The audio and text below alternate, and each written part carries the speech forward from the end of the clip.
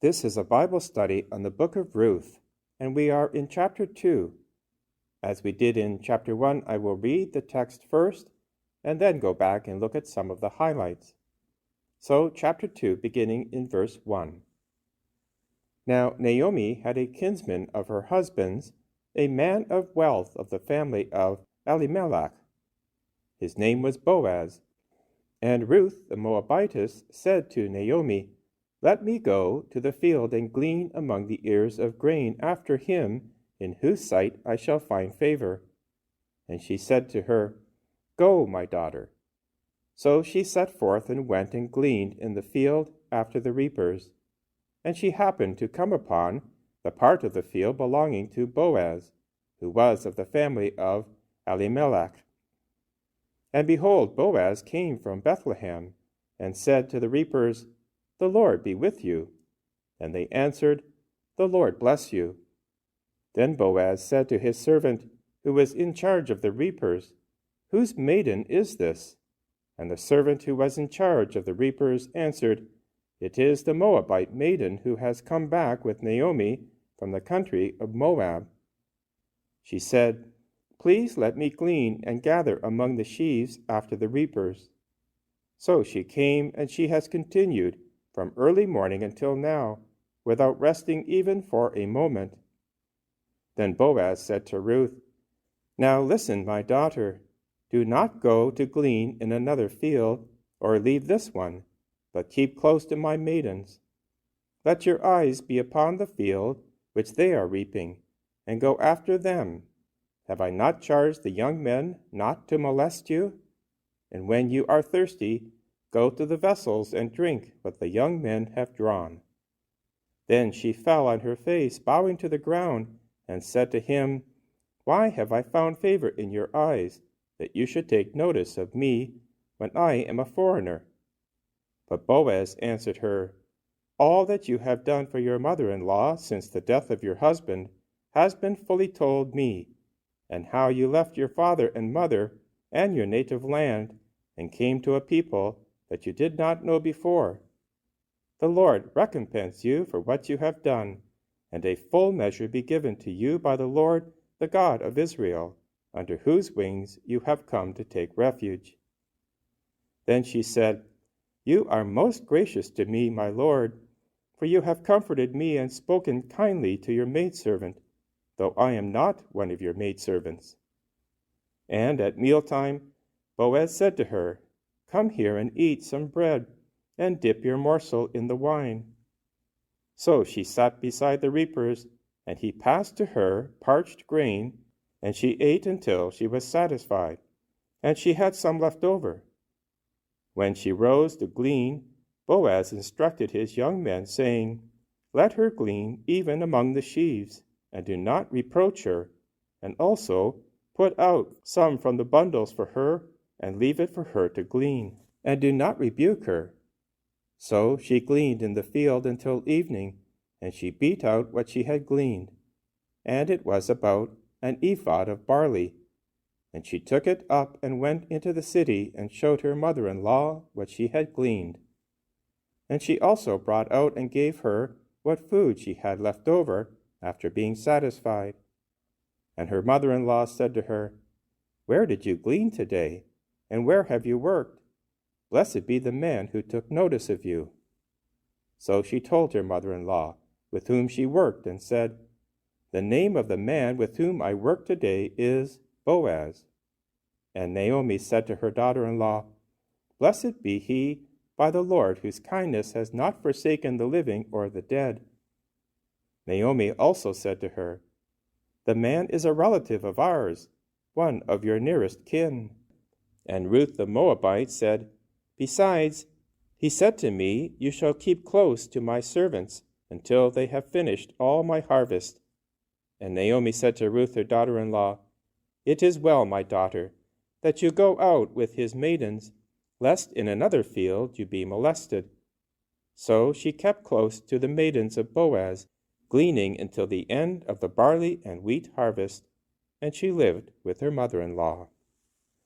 This chapter begins by introducing us to a third main character, Boaz, which name means, "In him is strength." He is a close relative of Naomi's late husband and a man of great wealth, character, and integrity, both materially and spiritually. Notice in verse 2, Ruth does not play the victim, saying, "Poor me, I am a destitute, childless widow in a foreign land. Circumstances have overtaken me." Rather, she gets right to work in the fields, gleaning barley for her and her mother-in-law. The book of Leviticus, chapter 19, verse 9, states, quote, "When you reap the harvest of your land, do not reap to the very edges of your land, nor shall you gather the gleanings of your harvest. Do not go over your vineyard a second time." End of quote. The intent here is to provide for the poor, and so Ruth takes advantage of this provision, and she proceeds into the field to reap for herself and her mother-in-law. And in that, God is going to interweave his own providence, because in verse 3, Ruth happened to come to the part of the field belonging to Boaz, who was of the family of Elimelech. That word, "happened to come," is a way of saying that this was no accident. God had been leading Ruth and Naomi through the entire story, but of course they have to cooperate, and that is precisely what Ruth is doing. Through loving kindness toward her mother-in-law, that is, Hesed, God leads her step by step into the purposes for which he has provided. If Ruth had sat back and bemoaned her situation, providence would not have been able to work. We will see God's providence at work again at the beginning of chapter 4, when the nearer Kinsman Redeemer just happens to appear at the city gate, where Boaz is waiting to negotiate who will carry out the responsibility of providing protection to the widow Ruth. This concept of divine providence is very important in Christian theology. It means the sovereign governance of God, who through loving wisdom orders the universe and everything in it to his purposes, and especially orders us to our final end, which is the beatific vision. This runs completely contrary to the pagan notion of chance and fate.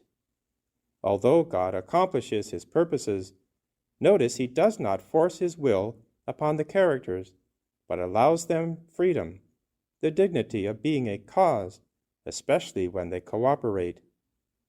As St. Paul says in Romans chapter 8, verse 28, quote, "We know that in all things God works for the good of those who love him, who have been called according to his purpose."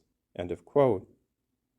All things would include evil, either physical or moral. A good example of God using moral evil to work for good is the life of Joseph in the book of Genesis. This favorite son of Jacob was hated by his brothers, who sold him as a slave into Egypt. Yet notice that Joseph did not curse God, nor despise his brothers. Further evil happened to him when Potiphar's wife falsely accuses him of assault. He is in a foreign country, a slave, now thrown in prison, a criminal, everything stripped away. However, through it all, Joseph demonstrates integrity, living under Egypt's captivity. He shows faithfulness to the Lord. Unknown to him at the time, God was actually using these evil events to plan for the ultimate saving of Israel from perishing in a famine. When Joseph finally meets his brothers in Genesis chapter 50, he makes this remarkable statement, quote, "As for you, you meant evil against me, but God meant it for good, to bring it about that many people should be kept alive as they are today." End of quote. Getting back to our story, had Ruth not experienced the suffering of widowhood and poverty, and had she not cooperated through her loving kindness, that is, Hesed, she may well have forfeited her privilege of being a co-redeemer. God works this way in our own suffering, crisis, and difficulties. We may not know it at the time, but if we continue to remain faithful to the Lord and open to His leading, God will have a purpose for us. And that is a very important theme in this book. In verse 4, we also begin to see something of the virtues of Boaz as he greets his laborers with this blessing: "The Lord be with you." It is apparent that Boaz is a righteous man and brings that integrity into his workplace.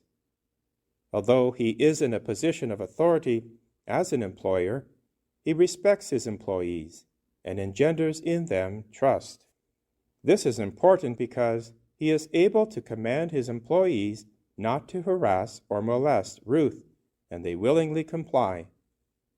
Authentic leadership does not derive in the first instance from the bureaucratic power of an office, but from the intrinsic character of the person.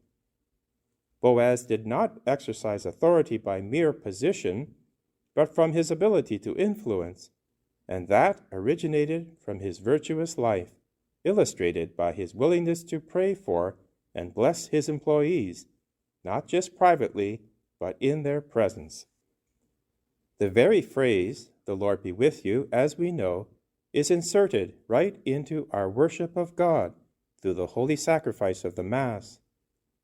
The Sacred Liturgy opens in this way, and the words are repeated at the proclamation of the Gospel, at the beginning of the preface, and finally at the end of the Mass. We are in a relationship with the Lord, and it manifests by our respectful and righteous worship.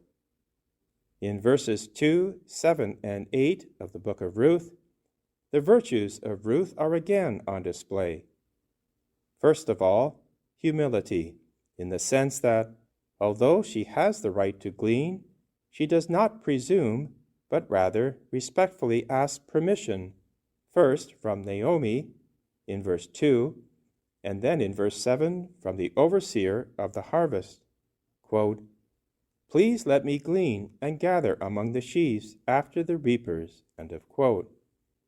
Second, hard work. In verse 8, she continued reaping from early morning until midday without resting even for a moment. It was productive work, yielding an ephod, that is, 5 gallons of barley. Moreover, verse 23 states that Ruth continued to reap until the barley and wheat harvests were finished, which according to Deuteronomy chapter 16 was a full 7 weeks. The diligence of Ruth has an influence on Boaz, testifying that she was a woman of substance. Furthermore, Ruth fulfills her design by God, who calls us to subdue the earth. As St. Pope John Paul II states in his document Laborem Exercens, quote, "Work is a good as something worthy, that is, something that corresponds to man's dignity, that expresses that dignity and increases it. Work is a good thing for man, a good thing for his humanity, because through work man not only transforms nature, adapting it to his own needs, but he also achieves fulfillment, and indeed, in a sense, becomes more a human being. Without this consideration, it is impossible to understand the virtue of industriousness, and more particularly, why industriousness should be a virtue. For virtue, as a moral habit, is something whereby man becomes good as man." End of quote, paragraph 9. Boaz responds by treasuring Ruth as a daughter, assuming a kind of fatherly protective role, commanding the other young men in the field not to harass her, again showing a very noble character. Boaz not only obeys the gleaning laws of the Old Testament, but goes well beyond the letter of the law, providing opportunity for Ruth to work safely and in accordance with her dignity. By her industriousness, she is able to use skill and industry in threshing what she gleaned so as to provide for her mother-in-law. So, throughout the story, Virtue upon virtue interweaves and builds among the characters for the common good, and for the good of God's purpose, which is to keep the line of David from extinguishing. Again, in verse 10, we see Ruth's great humility. Bowing, she falls on her face, saying to Boaz, "Why have I found favor in your eyes, that you should take notice of me when I am a foreigner?"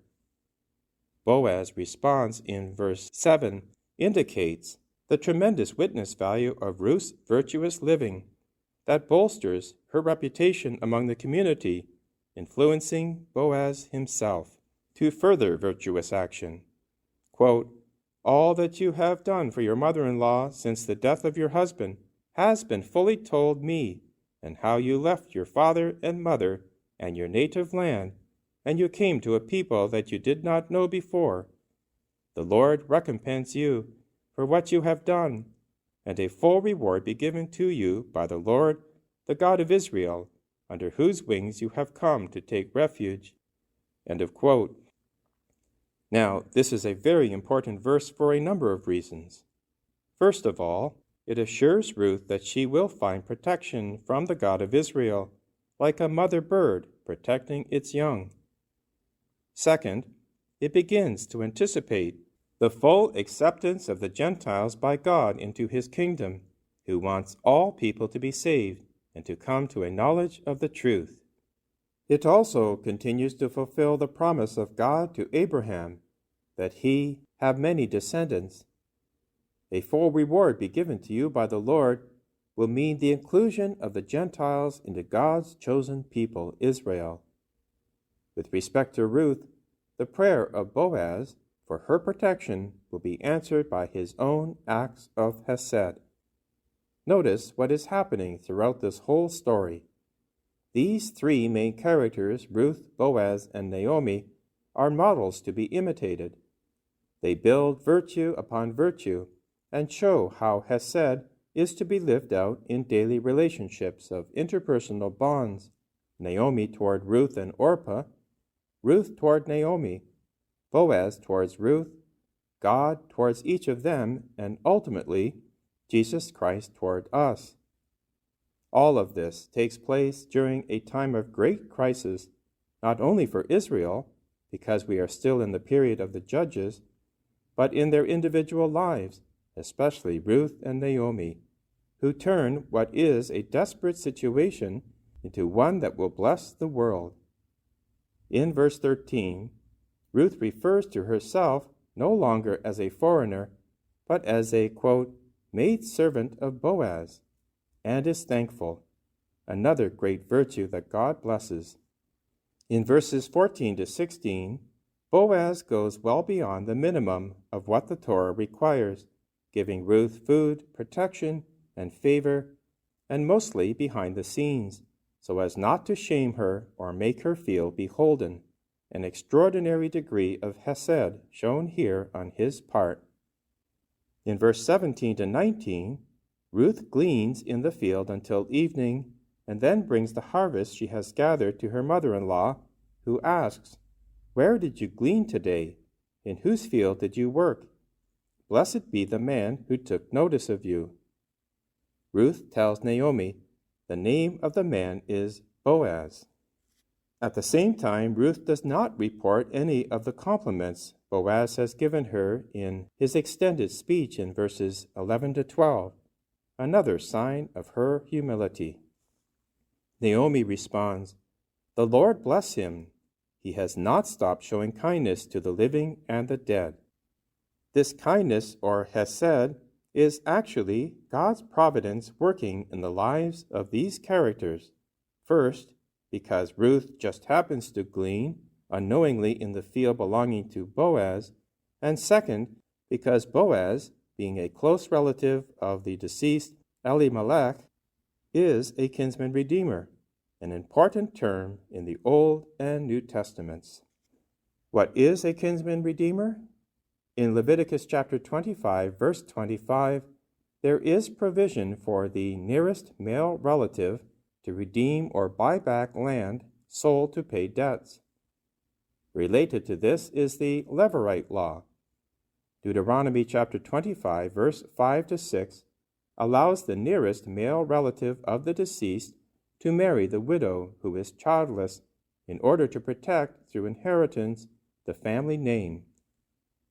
To qualify as a kinsman redeemer, one must be a near blood relative, in no need of being redeemed themselves, and then able and willing to pay the price. Boaz qualifies on all these accounts. In fact, as we will see, he is a type of Christ, who is our blood relative, taking on our very nature, in no need of redemption, being without sin, and able and willing to pay the price. While in the Garden of Gethsemane, sweating drops of blood, Jesus says, "Father, not my will, but your will be done." The price is high, but the consequences are staggering. The letter of 1 Peter chapter 1, verse 18 states, quote, "For you know that it was not with perishable things such as silver or gold that you were redeemed from the empty way of life handed down to you from your forefathers, but with the precious blood of Christ, a lamb without blemish or defect." End of quote. Hebrews chapter 2, verse 11 adds, "Both the one who makes men holy and those who are made holy are of the same family. So Jesus is not ashamed to call them brothers." End of quote. Jesus is our near relative, the kinsman redeemer. This notion of a kinsman redeemer is prefigured all the way back in the book of Job, chapter 19, verse 25. Quote, "For I know that my Redeemer lives, and that he shall stand at last on the earth. And after my skin is destroyed, this I know, that in my flesh I shall see God for myself, and my eye shall behold, and not another, how my heart yearns within me." End of quote. Our response is led by Zechariah in his great Benedictus in the Gospel of Luke chapter 1, verses 67 to 79. Quote, "Blessed be the Lord God of Israel, for he has visited and redeemed his people, and has raised up a horn of salvation for us in the house of his servant David, as he spoke by the mouth of his holy prophets from of old, that we should be saved from our enemies and from the hand of all who hate us, to perform the mercy promised to our fathers, and to remember his holy covenant, the oath which he swore to our father Abraham, to grant us that we, being delivered from the hand of our enemies, might serve him without fear, in holiness and righteousness before him all the days of our life." End of quote. So we come to the end of chapter 2, and we see that even in our struggles, even in our losses, our times of crisis, God's providence is working. If we cooperate by acts of steadfast love, that is, has said, God will provide a way. In the Book of Ruth, fidelity to family relationships are rewarded. Everyday acts of kindness, humility, generosity open the characters to God's blessing to an extent far beyond anyone's expectation.